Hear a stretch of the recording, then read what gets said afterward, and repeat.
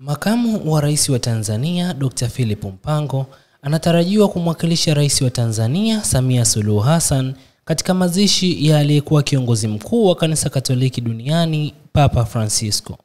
Kwa mujibu wa taarifa iliyotolewa na msaidizi wa makamu wa Rais Franco Singaile, Dr. Mpango ameanza safari yake jana Aprili 24, ambapo mazishi yanatarajiwa kufanyika siku ya Jumamosi Aprili 26 mbele ya kanisa kuu la Mtakatifu Petro, Vatican.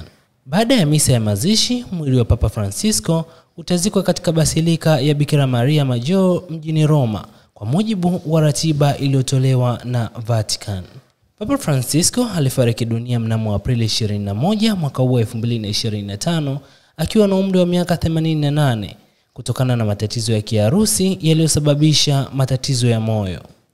Ushiriki wa Tanzania katika mazishi hayo unadhihirisha uhusiano na ushirikiano wa karibu wa kidiplomasia kati ya Tanzania na Vatican, pamoja na kuthamini mchango wa Papa Francisco katika masuala ya kijamii na kiroho duniani.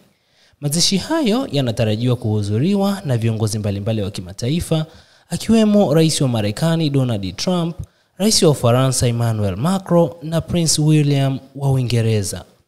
Papa Francisco, ambaye alichaguliwa kuwa kiongozi mkuu wa Kanisa Katoliki mnamo mwaka 2013, atakumbukwa kwa msimamo wake na unyenyekevu, kujali maskini na juhudi za kuleta mageuzi ndani ya kanisa. Alikuwa kiongozi wa kwanza kutoka Amerika ya Kusini na wa kwanza kutoka shirika la Kijesuiti kuchaguliwa kuwa papa. Kwa sasa Kanisa Katoliki linaingia katika kipindi cha maombolezo na maandalizi ya kumchagua kiongozi mpya kupitia mkutano wa makardinali unaojulikana kama Conclave, ambao unatarajiwa kufanyika kati ya Mei 6 na 12 mwaka huu wa 2025.